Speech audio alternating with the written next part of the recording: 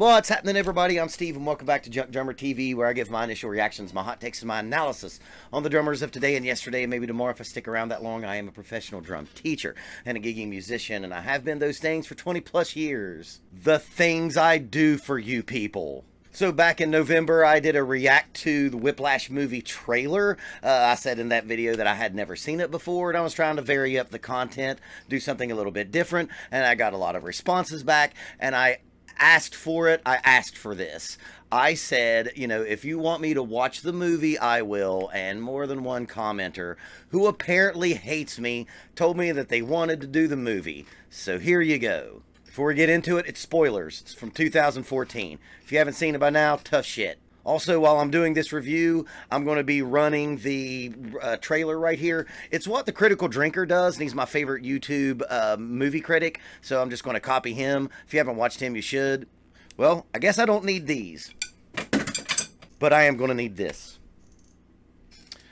to get through the review of this terrible dumpster fire of a movie. There's just so much to deal with on how bad this movie is. So I'm going to break it up in three parts. First, I'm going to deal with it as just a movie itself.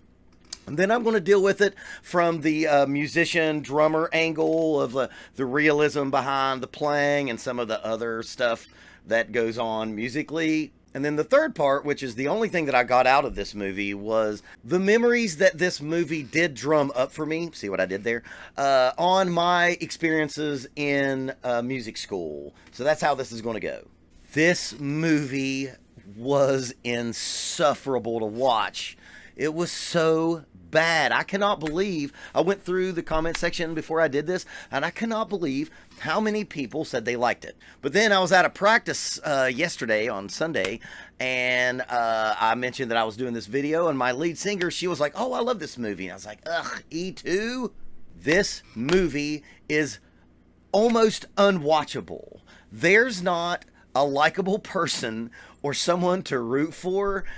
And then the person who is the protagonist is such a caricature that you can't even take him seriously to really have any emotion for him, to hate him or like him. J.K. Simmons in this movie, oh God, it's just, I don't even know. Then Miles Teller as the, bright-eyed, innocent drummer that just wants to be the next great jazz stalwart. Dude, he's a plank of wood during this whole movie. The only time he emotes is when he's like doing his fake drumming, and this is what all his practice spots look like. Man, there was nothing. I did not feel for him at all. The whole time that J.K. Simmons was being mean to him, I was like, fuck it, I don't like that dude. So, if you don't know, this is a movie about a drummer who goes into a conservatory. I think it's called Schaefer College. I've got notes here. It's kind of, supposed to be kind of like Berklee College of Music, or, one of those vocational music schools. And he is in the 12 o'clock ensemble. If you were in music school, you understand what that means. The 12 o'clock ensemble was always kind of the JV, jabroni, beginner jazz ensemble. And then there's the famed 1 o'clock ensemble. And everybody wants to be in the 1 o'clock ensemble. I'll talk about my experiences with all that later. And then, J.K. Simmons comes in. Man, here's something about this movie. I guess that whoever did the costume design, I guess went to Old Navy, and they were just having a run on V-neck shirts, because everyone is wearing a schmedium V-neck in this shirt, and it completely takes you out of it. But anyway, J.K. Simmons comes in, and Miles Teller is practicing, and he wants him to do all these different things. He wants him to show his rudiments and his double time swing. We'll deal with the logistics and the technicalities of this in the second section, because double times, never mind. And, he runs him through the paces as a professor, I guess, would.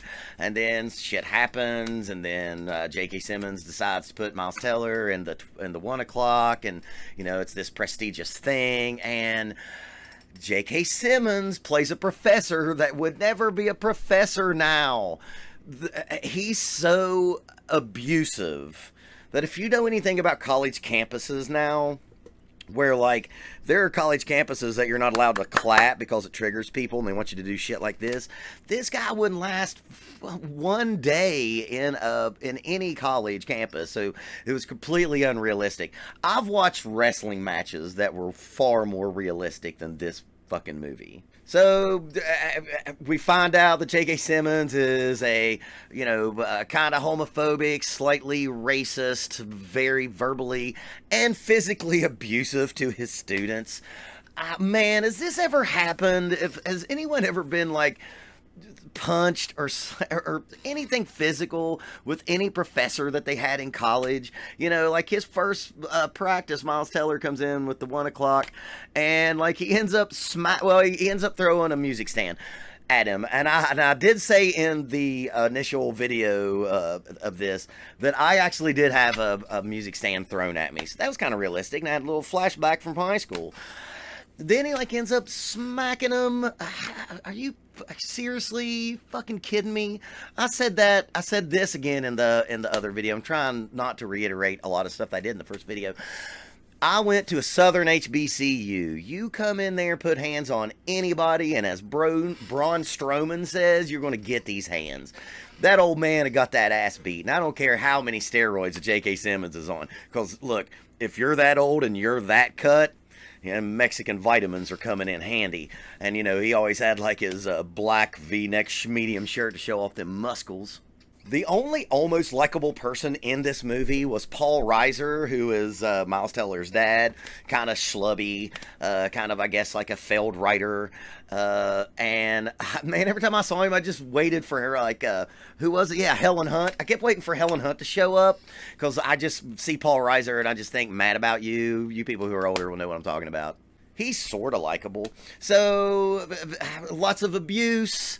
We get a little meet cute with Miles Teller and a love interest. And man, as a movie, they really dropped the ball on that. Like, he meets her, I think, at a cinema, and they have a little meet cute. And then they go on a date, and he talks about he wants to be this great drummer and then this diner. So New York, such a New York thing to, be in that kind of diner. He says something about Bob Ellis. I've never heard of Bob Ellis on the drums. I've never heard of that guy. They go on a date, maybe some interactions, and then, like, in the meantime, he gets accepted by J.K. Simmons because he, like, loses some guy's music, and then he is the guy that plays at a competition. And then he becomes like an arrogant, cocky asshole because this other arrogant, cocky asshole gave him acceptance. Some other shit happened, and the big thing with the relationship for me was, like, he broke up with her on the second date. Like, you see, like, a second date, and he gives her, like, the very dramatic, just like, I want to be great, and you're going to get in the way of my great. Man, fuck off, you don't understand music. That one really bothered me. If you want to truly emote and make art and not just be this technician, this clinical sounding technician, man, you've got to have a life to play about. Remember that, kids. You've got to have a life to play about. I have played such good music when I've been in love. I've played such good music when my heart has been broken. And this dude is just cutting off all of that. And he does not understand the fundamentals of making art. And that is to funnel your emotions in to what you're doing. And that's a big part that I got out of this movie was, like, other than, like, this kind of, like, arrogant, abstract idea of being quote-unquote great, he never shows like he's got any kind of blood and guts to him. I think, just from his character, I would think he would sound like playing drums in a recital at every gig he played. People in music school, you know what I'm talking about. There was no emotion to the Miles Teller character. And that's another thing. This movie won awards. J.K. Simmons won the Best Supporting Actor Oscar, and I think it was nominated for Best Movie. Ricky Gervais was right. The award, movie awards are over if this fucking movie won stuff. J.K. Simmons' character, let's talk about him for a second. There is some truth inside that character. I got to experience one like him, but it wasn't the abusive thing. They didn't give J.K. Simmons any. They gave him one moment where like a former student died and he cried in front of his students. And I've actually lost a student before, and I understand that. But then right after they showed him like, hey, you got some emotion, this guy like is actually a human, he like abuses the drummers for like 3 hours.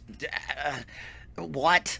But the J.K. Simmons character, there was some truth inside of all that pro wrestling they had him doing with his abusive shit. And there are hard professors, and when you get to the third section of this movie, we'll talk about some of those. He is representative of like that music professor that didn't make it, that didn't make a career out of playing music, and teaching was a fallback. Me as a teacher has never been a fallback because I've always been a teacher and I've always played. Those two things corresponded. And I've always made sure to never become this guy, to be a jaded asshole and take out your frustrations by not quote unquote making it on your students. So like that was the most like realistic part of this movie.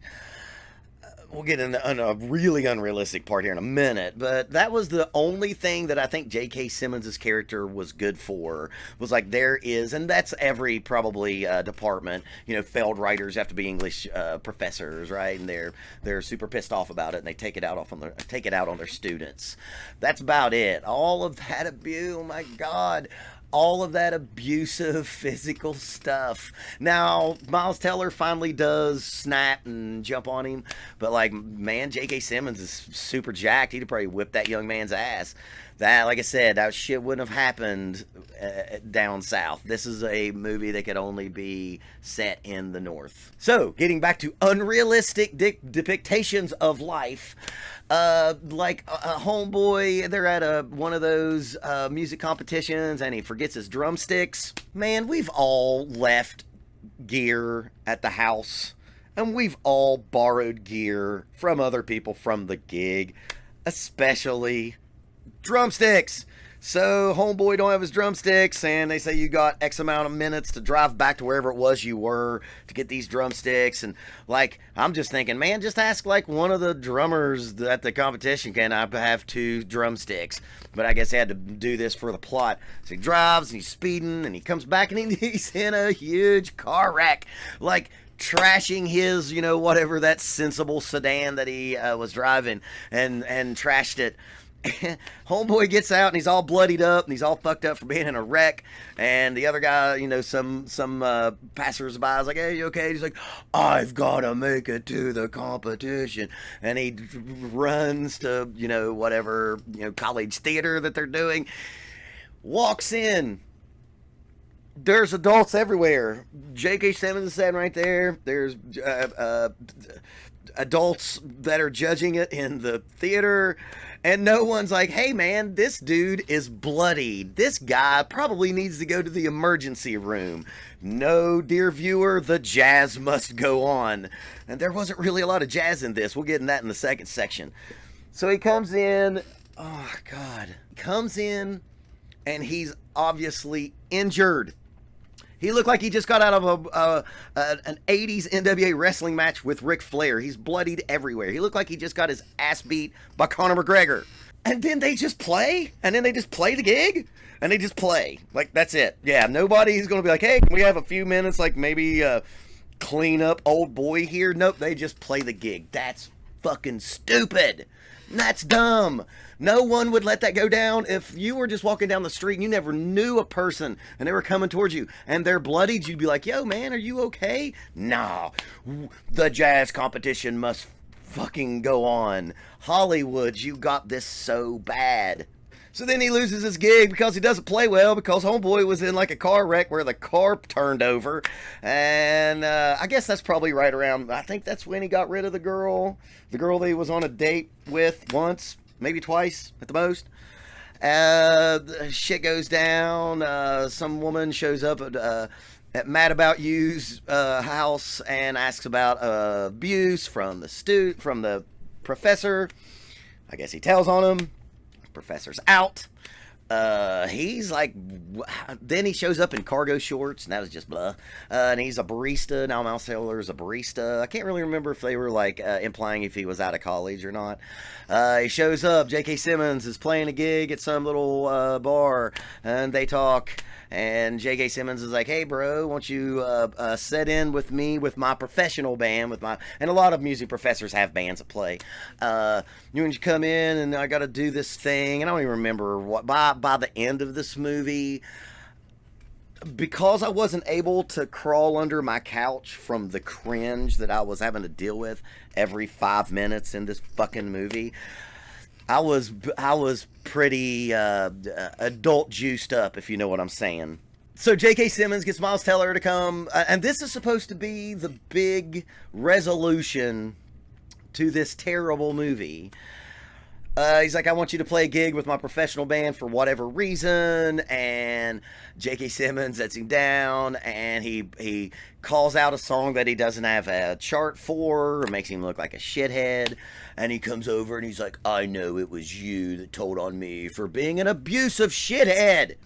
So then Miles Teller plays a big fat drum solo that's really cool.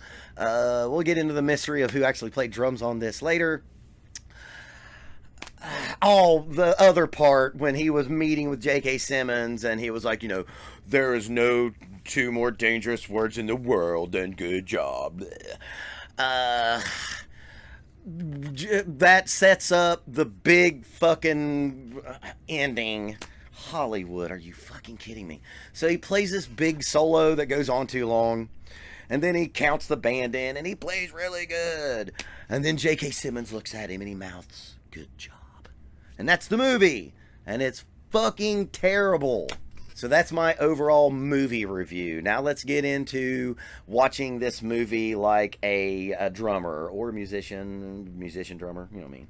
Okay, so Miles Teller did do a pretty good job of looking like he knew what he was doing. He apparently he did like study for like 5 months to, play drums. And man, 5 months is not even enough to really teach a correct traditional grip to someone who's played a lot, much less someone who's never played. So that was actually pretty good. He was never really ever playing at the time, but he did, look like a drummer most of the time. Okay, now this was one of the biggest bugaboos about this whole movie. As drummers, there's a lot of drummers hopefully watching this. We've all got blisters. If you've been in drumline, you've played like 8-10 hours a day out in the hot sun. We've all got blisters. Blisters don't bleed like that. That was the dumbest, one of the dumb. Man, there's so many dumb parts of this movie. That was so dumb. Like he'd be practicing, and then, like, he would have just, like, open, gaping wounds on his hands. Look, man, you can practice forever, and you'll get those blisters, and you peel them off, but they don't bleed. It's like the writers of this movie didn't understand biology. And that gets us to his practice sessions. Every time they showed him practicing, it would be like, have a scene where he wasn't good enough, and then they would show, like, man, this movie had, like, some Rocky elements. It wasn't nearly as good as Rocky, but just, like, a scene where, like, I'm not good enough, and I'm going to train harder. And, like, every time that you see him practicing, why is he playing a blast beat? Every time you see him practicing, it's this. He's not swinging. He's not doing, man, if they would have brought in a real drummer to be, a consultant on this, they should have had him. And this is stuff that I know no one besides drummers and or musicians care about. But they could have really showed him practicing stuff that we actually practice. But for a big band jazz gig, and that's another thing, was there any jazz in this fucking movie? Like, it was like talking about, like, I want to be a jazz drummer, jazz drummer. Dude, Whiplash is a funk tune. Caravan, yeah. Okay, Caravan's a jazz tune. That's about it. Everything else is just like lame funk kind of music. That brings us to Double Tom Swing. It can't be a double tom swing if you don't know what the original tempo is. So when J.K. Simmons comes in with his fucking black medium V-neck shirt, give me double tom swing, and gives him no tempo. Double tom swing means shit if you don't know what the regular tom swing is. Again, they needed to have a drummer on set fixing shit like this. Hollywood, get your shit together. That brings us to J.K. Simmons counting off. He would go in between counting off the band. You know, he'd do that bullshit. And he would count, 1, 2, 3, 4 sometimes, but a lot of times he went 5, 6, 7, 8. That's what you do when you're a choreographer if you're counting off dancers. And then there was this one point, and again, I know this is really nitpicky for musicians, but that's what you're getting. He counts off 5, 6, 7, and the band comes in on 8, and that's the 1. That's where you needed a drummer around to be like, or a musician be like, hey, bro, if you're going to do 5, 6, 7, 8, at least go 5, 6, 7, 8 downbeat. I've checked and checked, and I've looked and looked, and no one knows who plays the drums on this record. I found a Reddit thread with Peter Erskine explaining it. Apparently, there was a union drummer who did the drumming in this movie, and it was a non-union gig, which means, like, I can get you in trouble with the union. I'm in the music union. There's good things, there's bad things. This is one of those things that's a bad thing. Peter Erskine said that whoever played the drums was a non-union drummer, which means you can't know who it is, because that'd get him in trouble with the music union of New York City, I'm assuming. Which brings us to when they would show Miles Teller doing his drum face. Also, I sweat a lot when I play. I sweat like fucking Shaquille O'Neal. These dudes look like they were running like a 26-mile sprint. Like when J.K. Simmons does that whole thing after his, he comes in and he cries about his former student dying, and then he, just abuses the drummers for 3 hours. It looks like they've been in 5 MMA matches. That's not really how that works. But the sweating was excessive in this movie. And when they would show Miles Teller playing, and then they would show like the hands, it was the hands of someone who was obviously old. Whoever the drummer was, his hands just looked old. You know what I mean? So that was not too big of a thing, but it did take me out of it. It's like, oh yeah, he's obviously not playing. Man, you know what happened is Jamie Foxx ruined all music movies and Joaquin Phoenix with Cash, because those dudes performed and it didn't take you out of it, and you kept in the suspension of belief of watching the movie, because when they were doing things they were actually performing. And it was going to be hard for anybody, unless someone was already a drummer, as an actor, to come in and be able to play like that, because it did have some really crazy over the top drumming. Man, if Peter Erskine knows that much about it, I think it was probably Peter Erskine. There's theories of that online. So, blast beats as jazz practice, gaping wounds from blisters, bad count-offs. They had nice drums. Obviously, Bosphorus paid for some advertising, because every drum set had some Bosphorus stuff on there. That stuff's really, really good. A lot of like Chad drummers, like the 2 other drummers that like Miles Teller was always in competition with, just seemed like just Chad douchebags. Oh, fedoras. So many fedoras, so many jazz fedoras. There wasn't any jazz vests. Jazz vests is a thing that you see a lot in college jazz scene. But there's a lot of fedoras, which that was going to be par for the course. So those are all of my problems that I've had with this movie from a music standpoint and from a unrealistic musical standpoint. So now, the one good thing about this movie is it did take me back to my career in music school. If you've made it this far, hopefully you want to hear about this. As I've said on other videos, I went to a Southern HBCU, and I went in with no working knowledge of jazz music. And I was the first scene where you saw him sitting beside the first drummer and like turning the page. I was that guy. I was that guy for my first 2 years of music school. At our college, we had a 12 o'clock ensemble, we had a 1 o'clock ensemble, and then we had a big band. The 12 and the 1, those were like smaller group ensembles, and then we had the big band. And I was the guy that sat behind the real badass drummer for like 2.5 years until that dude graduated. Because again, I went into music school as like a punk rock drummer and a marching band drummer. I'd played marching band for 4 years, and I'd been in a punk band for like a year and a half before that. So like playing jazz, like I had a big amount of work to catch up on even what jazz was. So that took me back. The J.K. Simmons being a complete dickhead the whole time didn't take me back, but it did remind me of, and I hadn't thought about him in forever, my professor from college.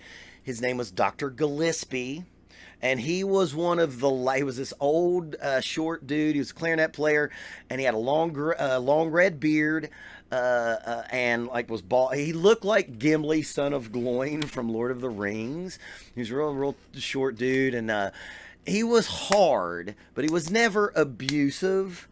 And he was one of the last people that had like a working on the road jazz band. Now his big band was very much old school 40s, like Glenn Miller, Tommy Dorsey type big bands, and that's the kind of big band that he had in college. So when I was able to get to the main chair in the big band, I was, if you watch my other videos on Tony Williams and Elvin Jones and Art Blakey and Buddy Rich, I'd found all those dudes, and I wanted to be a bop god. But I was playing in this big band, and what was another cool thing about it was he had his own original charts. We didn't have any like Mel Bay generic charts. We had original charts that were written for his working big band. So that was really, really cool. But I wanted to, be a bop god. I wanted to drop bombs and play Broken Up Time and play like Tony Williams. But that doesn't work with big band, with that old school 40s big band. That was a very much like a dance band type situation. That stuff. And we'd be playing, and I'd be trying to put in my cool lick that I learned that week, and it was super syncopated and not groovy, because that style of big band jazz drumming is very groovy, because again you're laying down drums for the dancers. It was an interactive kind of thing back then. And I'd play my broken up time, and Dr. Gillespie would be up in the front of the room. He's again this little dude. He would just wave us off, and he'd be like, well, everybody else sounded great, but apparently Steve in the back's trying to make the cover of Modern Drummer magazine. And if you've heard me say things about like, oh, you're going to try to make the cover of the Modern Drummer magazine, I got that from Dr. Gillespie. He'd be like, oh, because Steve's back there playing like an egomaniac, trying to get on the cover of Modern Drummer magazine. I got a bunch of dancers out here that have broke their legs trying to dance to this crap he's playing. But it was good-hearted, but it was stern, and, he was getting his point across. But he didn't like insult my like race or sexual preferences like J.K. Simmons did. And that was always appreciated. So like I remembered that, and then I remembered, I wasn't a very good musician. I don't even know if I am now, but I definitely wasn't very good back then. So I just practiced and practiced and practiced and practiced. And I got to the point where like I would, and I guess probably the statute of limitations are up on this, I would do this when I would have like a recital or a jury or something that I was practicing for. Because I needed so much more work than everyone else, I would hide up in the control booth of the theater, and I would wait for the janitors to leave, and then I would be in the music building late night when you're not supposed to be there, just so I could get behind a marimba, or just because I could get behind a drum set, because of my crappy apartment in college I didn't have those things. So that, like, I remembered all that. Like, that was the best part about this. Watching the movie was the fucking worst, but getting to kind of relive and reminisce about that part of my life, like, I dug it. I appreciated it for that. That's about the only thing that I could get out of this movie, is that it reminded me of some cool things that happened to me back in the day. Other than that, this movie is hot garbage. The only reason that you'd want to watch it is to, like, hate watch it, or do that drinking game that's on the internet about this stupid fucking movie. So there you go, man. I really enjoyed doing that. If you all would be interested in me reviewing music movies, I would definitely be down for that. So please let me know in the comments if that's something you'd be interested in, because I really enjoyed this.